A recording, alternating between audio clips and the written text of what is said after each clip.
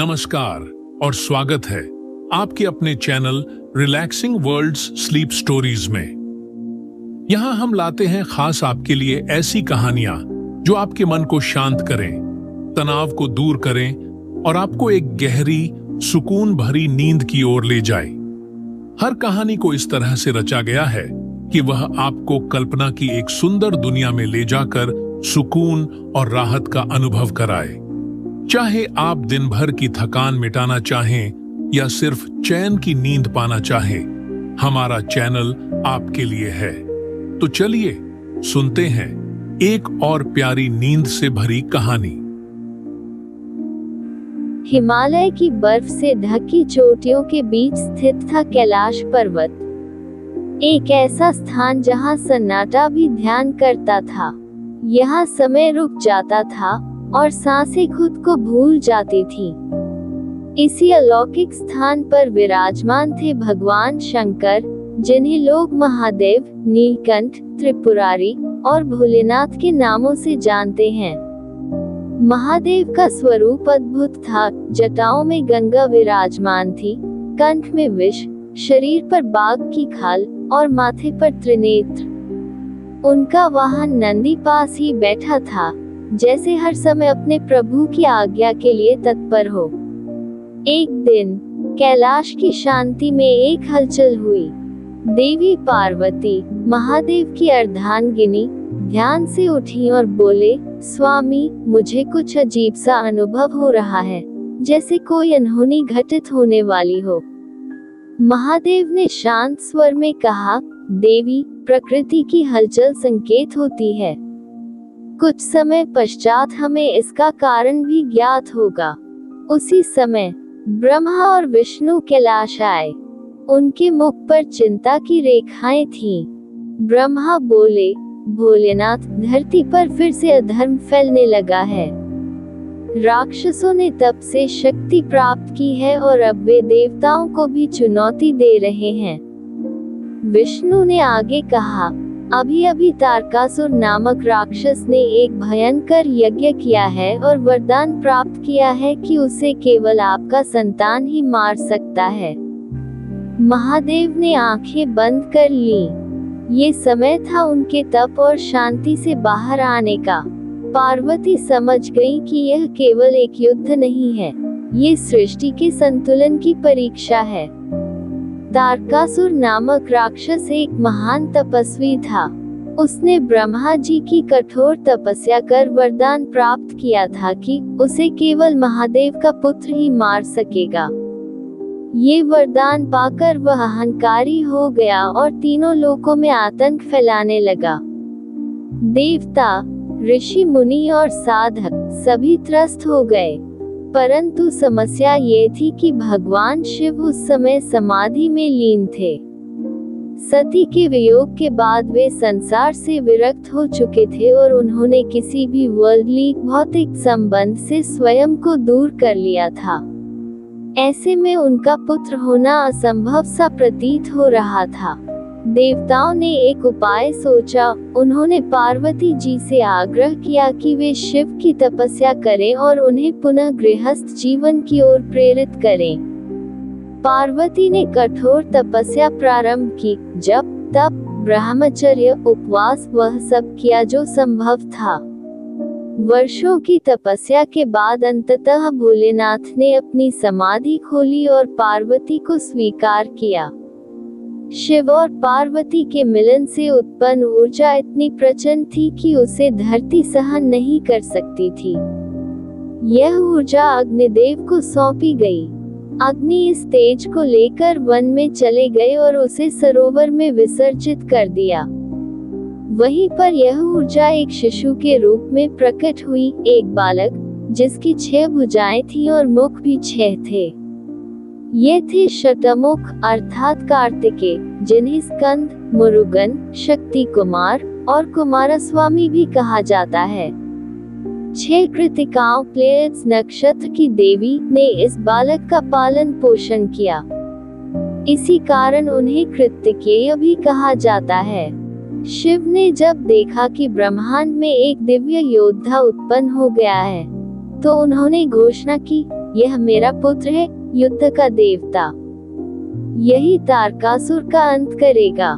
इंद्र ने देवसेना की पूरी सेना कार्तिकेय को सौंप दी। देवताओं ने उन्हें धनुष, तलवार और भाले जैसे दिव्य शस्त्र प्रदान किए। साथ ही उनका वाहन बना मयूर मोर, आकाशगामी, तीव्रगामी और वीर। कार्तिकेय का शरीर तो बालक का था, परंतु उनमें साहस, बुद्धि और रणनीति एक चतुर सेनापति की तरह थी। उन्होंने अपनी पहली सभा में कहा, ये युद्ध केवल एक राक्षस से नहीं है, ये युद्ध अधर्म से है। मैं शिव पुत्र हूँ, मुझे भय नहीं, केवल कर्तव्य ज्ञात है। कार्तिकेय ने तारकासुर को युद्ध के लिए ललकारा। राक्षस हंसा, बालक मुझसे युद्ध करेगा, परंतु वह शिव पुत्र की शक्ति से अनभिज्ञ था। सप्त ऋषियों ने घोषणा की, आज धर्म और अधर्म की निर्णायक परीक्षा है। युद्ध शुरू हुआ। आकाश में अग्निबाण चमकने लगे, भूमि कांप उठी। कार्तिकेय के हर वार में ब्रह्मांडीय ऊर्जा थी, परंतु तारकासुर भी शक्तिशाली था। उसका हर अस्त्र ब्रह्मा से प्राप्त वरदानों से युक्त था। 7 दिन और रात्रियों तक युद्ध चलता रहा। कार्तिकेय ने माया, छल, बल और बुद्धि के हर रूप को चुनौती दी। अंततः उन्होंने अपने दिव्य शक्ति से भरे भाले शक्ति को उठाया। ये भाला महादेव द्वारा प्रदत्त था। उन्होंने उसे घुमाया और तारकासुर के हृदय में उतार दिया। राक्षस का अंत हो गया। आकाश में देवताओं ने पुष्प वृष्टि की, ऋषियों ने स्तुति की, ब्रह्मांड में पुनः संतुलन आ गया। कार्तिकेय युद्ध के बाद शिव के चरणों में झुके। महादेव ने उन्हें गले लगाया और कहा, तुम केवल मेरे पुत्र नहीं, धर्म के रक्षक हो। जब जब अधर्म बढ़ेगा, तुम्हारा नाम पुकारा जाएगा। पार्वती ने उन्हें मस्तक पर चूमा और कहा, तुम्हारा जन्म केवल मेरे गर्भ से नहीं, मेरी तपस्या से हुआ है। इस प्रकार भगवान शिव के पुत्र कार्तिकेय ने ब्रह्मांड में धर्म की स्थापना की। इस अध्याय में हमें महादेव की लीला, पार्वती की भक्ति और कार्तिकेय की वीरता के दर्शन हुए। तारकासुर के 3 पुत्र हुए, तारकाक्ष, कमलाक्ष और विद्युन्माली। तीनों ने अपने पिता की मृत्यु के बाद कठोर तपस्या कर ब्रह्मा जी को प्रसन्न किया और एक अद्भुत वरदान प्राप्त किया। तीनों को 3 अदृश्य उड़ने वाले नगर मिले जो हर 1000 वर्षों में एक बार एक रेखा में आते हैं। केवल उसी क्षण उन्हें नष्ट किया जा सकता है, और वह भी एक ही बाण से। ब्रह्मा जी ने ये सोचकर वरदान दिया कि यह कार्य असंभव होगा, लेकिन ये राक्षस अत्यंत चतुर थे। उन्होंने 3 नगर बनाए। त्रिपुरा, एक नगर स्वर्ण का था, एक रजत का और एक लोहा का। वे आकाश में घूमते रहते थे और उन्होंने समस्त पृथ्वी, आकाश और पाताल में आतंक मचा दिया। देवताओं ने शिव के पास जाकर प्रार्थना की, भगवान, अब केवल आप ही हमें इस त्रास से मुक्ति दिला सकते हैं। भगवान शिव ने देवताओं से कहा, ध्यान रहे, कोई भी कार्य केवल युद्ध से नहीं, न्याय से होता है। यदि ये राक्षस केवल शक्ति से पराजित हो, तो हम भी अधर्मी हो जाएंगे। देवताओं ने उन्हें समझाया कि त्रिपुरासुर अब सीमा पार कर चुके हैं। शिव ने सहमति दी। अब प्रारंभ हुई एक दिव्य तैयारी। पृथ्वी बनी रथ का पहिया, सूर्य और चंद्रमा बने रथ के पहिए, ब्रह्मा बने सारथी, विष्णु बने धनुष, माउंट मेरु सुमेरु बना रथ, और अग्नि, वायु, यम, वरुण बने रक्षा कवच। शिव ने एक ही बाण बनाया, त्रिपुरहार अस्त्र। जब त्रिपुरा के तीनों नगर एक रेखा में आए, महादेव ने ध्यान किया और एक ही बाण से तीनों नगरों का विनाश कर दिया। ब्रह्मांड ने देखा, ये केवल शक्ति नहीं थी, ये था न्याय का विनाश पर विजय। तभी उन्हें नाम मिला त्रिपुरांतक, अर्धनारीश्वर, शिव और शक्ति का अद्वैत रूप। एक बार ब्रह्मा जी ने संसार में पुरुषों को अधिक महत्व देना शुरू कर दिया। उन्होंने यज्ञ, तप और ज्ञान केवल पुरुषों के योग्य बताने लगे। शक्ति स्वरूपा देवी पार्वती ने यह अन्याय सहन नहीं किया और शिव से कहा, प्रभु, जब आप स्वयं मुझे अर्धांगिनी मानते हैं, तो सृष्टि में ये भेद क्यों? शिव मुस्कुराए और बोले, देवी, अब समय है कि सृष्टि को हमारे अद्वैत स्वरूप का दर्शन कराया जाए। तब उन्होंने अपना अर्धनारीश्वर रूप धारण किया, आधा शरीर शिव का, आधा पार्वती का।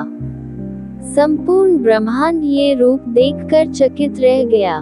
देवताओं ने स्तुति की, त्वमेव पुरुषो देवी, त्वमेव च स्त्री स्वरूपिणी, शिवः शक्त्या युक्तो यः यदि शिवो न स एव। ये रूप बताता है कि शिव और शक्ति अलग नहीं, एक ही चेतना के दो पक्ष हैं।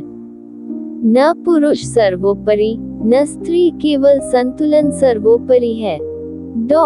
कैलाश की दिव्य कथाएं। नंदी की भक्ति। नंदी शिव का वाहन और परम भक्त एक बार ध्यान में लीन थे जब एक असुर कैलाश पर चढ़ आया। नंदी ने उसे रोका। असुर ने कहा, तू तो केवल एक बैल है, मुझे नहीं रोक सकता। नंदी ने कहा, मैं केवल वाहन नहीं, शिव की चेतना का रक्षक हूँ। और उसने शिव की शक्ति से असुर को पल भर में परास्त कर दिया। शिव ने कहा, जिसके हृदय में भक्ति है, वही मेरा रक्षक है। खप भस्म की कथा। एक बार पार्वती ने शिव से पूछा, आप अपने शरीर पर भस्म क्यों लगाते हैं? शिव बोले, देवी, ये भस्म मुझे मृत्यु की याद दिलाती है। संसार नश्वर है, ये भस्म मुझे अहंकार से दूर रखती है। ये स्मरण है कि अंततः सब कुछ पंचतत्व में मिल जाता है।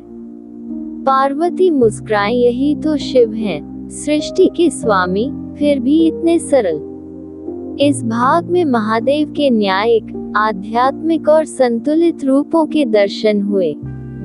उन्होंने त्रिपुरासुर का नाश कर धर्म की स्थापना की, अर्धनारीश्वर बनकर सृष्टि को संतुलन का संदेश दिया और कैलाश पर अपनी लीलाओं से भक्तों को मुग्ध किया। रावण, लंका का असुर राज, शिव का परम भक्त था। उसने घोर तप किया और अपने 10 सिर अर्पित करने का प्रण लिया। प्रत्येक बार जब वह सिर काटता, शिव उसकी परीक्षा लेते, किंतु रावण अडिग रहा। जब 9वां सिर कट चुका और वह 10वां अर्पित करने ही वाला था, तभी महादेव प्रकट हुए। उन्होंने कहा, रावण, तेरी भक्ति से मैं प्रसन्न हूँ, क्या वर मांगता है? रावण बोला, प्रभु, मैं चाहता हूँ कि आप लंका चलें और वहीं मुझे दर्शन दें। शिव ने वरदान दिया, मैं तुम्हें आत्मलिंग देता हूँ। जहाँ इसे स्थापित करोगे, मैं वहीं स्थिर हो जाऊंगा। किंतु ध्यान रहे, इसे भूमि पर न रखना, अन्यथा यह वहीं स्थापित हो जाएगा। रावण आत्मलिंग लेकर चला, पर देवताओं को भय हुआ कि अगर शिव लंका में स्थापित हो गए, तो रावण अमर हो जाएगा। उन्होंने नारद के माध्यम से गणेश को भेजा। गणेश बाल रूप में रावण के मार्ग में आए। संध्या का समय हो रहा था। रावण ने उन्हें आत्मलिंग पकड़ने को कहा और कहा, इसे भूमि पर मत रखना। गणेश बोले, मैं 3 बार पुकारूंगा, यदि तुम उत्तर न दोगे तो रख दूंगा। रावण ध्यान में लीन था और उत्तर न दे सका। गणेश ने आत्मलिंग को वहीं स्थापित कर दिया, यही स्थान बना गोकर्ण। रावण क्रोधित हुआ, पर शिव प्रकट हुए और बोले, रावण, तुझे आत्मलिंग नहीं मिला, पर तेरा तप व्यर्थ नहीं गया। मैं तुझ में सदा हूँ। जब रामचंद्र जी लंका विजय के लिए समुद्र पार कर रहे थे, उन्होंने सोचा, बिना शिव की पूजा के ये कार्य सफल नहीं होगा। उन्होंने रामेश्वरम तट पर एक शिवलिंग स्थापित करने का निश्चय किया। हनुमान जी हिमालय से लिंग लाने गए, पर विलंब हो गया। राम ने पार्वती से ली हुई मिट्टी से स्वयं एक शिवलिंग बना दिया और पूजा की। जब हनुमान लौटे तो उन्होंने अपना लाया लिंग अर्पित करना चाहा। राम मुस्कुराए और बोले, तुम्हारा लाया हुआ लिंग भी प्रतिष्ठित होगा। राम ने जो लिंग स्थापित किया वह रामनाथ स्वामी कहलाया। आज भी यह 12 ज्योतिर्लिंगों में से एक है। ये कथा बताती है कि भगवान विष्णु राम भी शिव की भक्ति करते हैं। शिव और विष्णु का ये परस्पर सम्मान भारतीय धर्म का एक अद्भुत संदेश है। सृष्टि के प्रारंभ में जब ब्रह्मा, विष्णु और महेश की सत्ता स्थापित हुई, तब ब्रह्मा को सृष्टिकर्ता, विष्णु को पालनकर्ता और शिव को संहारकर्ता का दायित्व सौंपा गया। तीनों देवता अपने अपने कार्य में लीन थे, परंतु समय के साथ साथ ब्रह्मा में गर्व उत्पन्न हुआ। उन्होंने स्वयं को सर्वश्रेष्ठ समझना आरंभ कर दिया। ब्रह्मा ने सोच लिया कि यदि मैं सृष्टि का रचयिता हूँ तो मैं ही सर्वोच्च हूँ। एक दिन उन्होंने 5 सिरों से घोषणा की, मैं ही परमात्मा हूँ। शिव की आवश्यकता ही क्या है? ये बात समस्त देवलोक में फैल गई। देवी सरस्वती ने भी उन्हें चेताया, परंतु ब्रह्मा का अहंकार दिन ब दिन बढ़ता गया। शिव, जो सदा ध्यानस्थ रहते थे, इस अपमानजनक वाणी को सुनकर मौन नहीं रहे। शिव को अपमान से नहीं, अन्याय और अधर्म से क्रोध आता है। जब ब्रह्मा ने अपने 5वें मुख से यह कहा, मैं ही उत्पत्ति, मैं ही नाश हूँ, तब शिव ने अपनी तीसरी आंख खोली। उनकी आंखों से अग्नि प्रकट हुई और उसी अग्नि से एक रौद्र पुरुष उत्पन्न हुआ, भयानक, काला, त्रिनेत्री, कपाल मालाधारी, कंकाल से सज्जित, विकराल। ये थे काल भैरव। शिव ने काल भैरव से कहा, तू अब अधर्म का नाश करेगा। तेरा पहला कार्य ब्रह्मा के अभिमान को चूर्ण करना होगा। काल भैरव ने प्रणाम किया और प्रचंड गति से ब्रह्मा के समीप पहुँचे। ब्रह्मा ने जब उन्हें देखा तो भय से कांप उठे। उन्होंने अपने 4 मुख नीचे किए, पर 5वां मुख अभिमान से ऊपर रहा। काल भैरव ने कोई प्रतीक्षा नहीं की और अपने त्रिशूल से ब्रह्मा का 5वां सिर काट डाला। ब्रह्मा चीख उठे, ब्रह्मलोक में भूकंप हो गया। देवताओं ने काल भैरव को रोकने का प्रयास किया, पर उनका तेज अग्नि से भी तीव्र था। ब्रह्मा के शाप से काल भैरव पर ब्रह्महत्या का दोष लग गया। ब्रह्महत्या दोष का प्रायश्चित केवल एक मार्ग था, भिक्षाटन व्रत। अब काल भैरव को एक भिक्षुक के रूप में समस्त लोकों में भ्रमण करना था और अपने पाप का भार लिए शिव की आज्ञा से उन्हें शरण खोजनी थी। उनके हाथ में कटे हुए ब्रह्मा का सिर चिपक गया था, जिसे कपाल कहते हैं। वह सिर तब तक उनसे अलग नहीं हुआ जब तक वे अपने पाप से मुक्त नहीं हुए। भैरव एक नग्न साधु के रूप में विचरते रहे, याचना करते रहे। वे देवलोक, मृत्युलोक, यमलोक, सभी जगह भिक्षा मांगते रहे, पर कहीं उन्हें शरण नहीं मिली। अंत में काल भैरव काशी नगरी पहुँचे। जैसे ही वे काशी की सीमा में आए, उनके हाथ से ब्रह्मा का सिर अलग होकर धरती पर गिर गया। एक दिव्य प्रकाश उत्पन्न हुआ और आकाशवाणी हुई, हे काल भैरव, अब तुम मुक्त हो। काशी नगरी मोक्षदायिनी है। ये स्वयं महादेव की प्रिय भूमि है। यहाँ तुम ही रक्षक बनोगे। वहीं पर काल भैरव ने निवास करना आरंभ किया। महादेव ने उन्हें आदेश दिया, हे भैरव, अब तुम काशी के कोतवाल हो। यहाँ आने वाला प्रत्येक प्राणी पहले तुम्हारी आज्ञा लेगा। तुम्हारे बिना कोई मेरे समीप नहीं पहुँच सकेगा। इस प्रकार काल भैरव शिव के रक्षक, न्यायकर्ता और समय के स्वामी बन गए। काल का अर्थ है समय और भैरव का अर्थ है भय से मुक्त करने वाला। काल भैरव उस शक्ति के प्रतीक हैं जो समय से ऊपर है, जो भय को हरता है परंतु जो न्याय भी करता है। उनका स्वरूप भयानक प्रतीत होता है, काले शरीर पर भस्म, हाथ में खड्ग, तलवार, त्रिशूल, कपाल और गले में मृत्युलोक के प्रतीक। परंतु ये रौद्रता केवल अधर्मियों के लिए है, भक्तों के लिए वे करुणा स्वरूप हैं।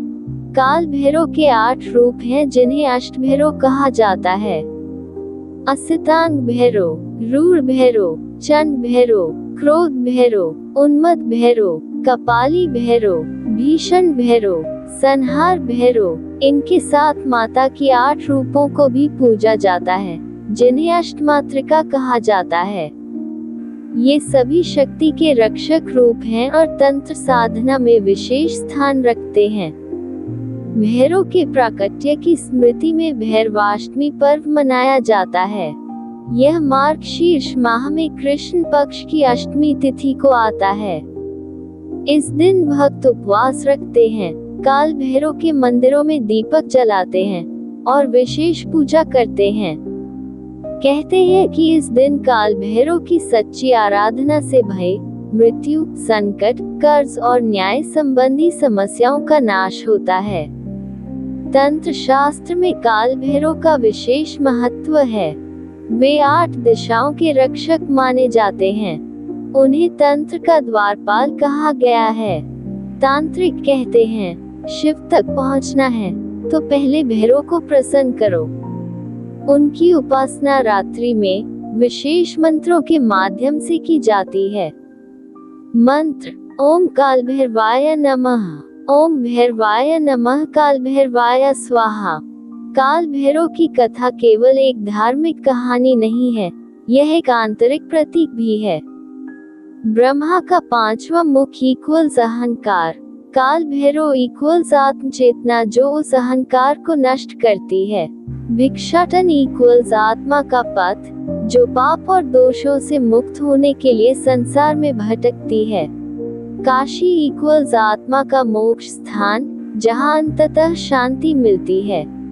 इस प्रकार काल भैरव केवल शिव का एक रौद्र रूप नहीं बल्कि न्याय, समय और मोक्ष के संरक्षक हैं। वे चेतना के उस स्तर के प्रतीक हैं जहां व्यक्ति अपने दोषों से सामना करता है और अंततः सत्य, करुणा और शक्ति से एक हो जाता है। भैरव की जय हो। शिव शंभू की कृपा बनी रहे।